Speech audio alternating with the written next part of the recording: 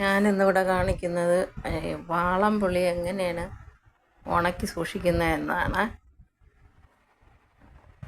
അതിനുവേണ്ടി ഒരു ഭരണി കഴുകി ഉണക്കി എടുത്തിട്ടുണ്ട്. അതിൽ കല്ലുപ്പിട്ട് ആദ്യം ഒരു ലെയർ കല്ലുപ്പിട്ട് പിന്നെ വീണ്ടും പുളി നേർത്തി കൊടുക്കണം. അത് കഴിഞ്ഞ് വീണ്ടും കല്ലുപ്പിട്ട് കൊടുക്കണം. അങ്ങനെ ലെയറായിട്ട് പുളി ഭരണിക്കുള്ളിൽ നിറച്ച് വയ്ക്കുക. ഇത് 2 വർഷത്തോളം ഇങ്ങനെ ഞാൻ വെച്ച് ഉപയോഗിച്ചിട്ടുണ്ട്. അതേ കൂടുതൽ ഇരിക്കുമെന്നുള്ളത് അറിഞ്ഞുകൂടാ.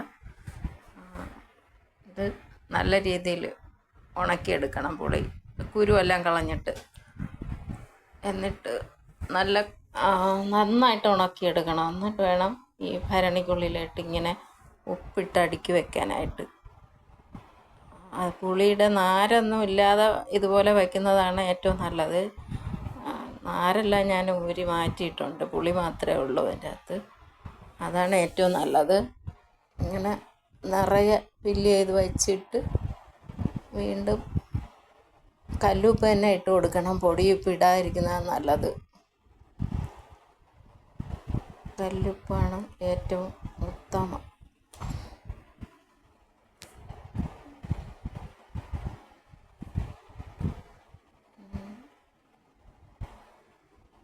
ഇതിങ്ങനെ ഭരണിക്കുള്ളിൽ വെച്ച് കഴിഞ്ഞിട്ട് ഇനി അടുത്ത വർഷമേ ഇതെടുക്കത്തുള്ളൂ. അതുവരെ ഇങ്ങനെ മൂടിക്കെട്ടി വെക്കും. കഴിഞ്ഞ വർഷം ഇതുപോലെ വെച്ചതാണ് ഞാനിപ്പോൾ ഉപയോഗിച്ചുകൊണ്ടിരിക്കുന്നത്. നല്ല പുളിയെല്ലാം നല്ല കറുത്ത് വന്നിട്ടുണ്ട്. അതുപോലെ ആകും ഇത് അടുത്ത വർഷം ആകുമ്പോഴത്തേക്ക്.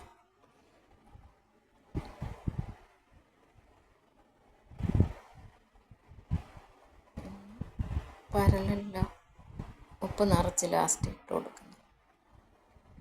പിന്നെ അതിനെ മൂടി വെച്ചിട്ട് ഒരു തുണി കൊണ്ട് വായ്ഭാഗം മൂടുക. എന്നിട്ടൊരു കെട്ട് കെട്ടി വയ്ക്കുക. ഇത്രയേ ഉള്ളൂ. ഇങ്ങനെയാണ് വാളംപുളി ഉണക്കി സൂക്ഷിക്കേണ്ടത്. അത് എല്ലാവർക്കും അറിയാമായിരിക്കും. പിന്നെ അറിഞ്ഞുകൂടാത്തവർക്ക് വേണ്ടിയിട്ടാണ് ഞാൻ ഈ വീഡിയോ കാണിക്കുന്നത്. എല്ലാവരും ചെയ്ത് നോക്കുക.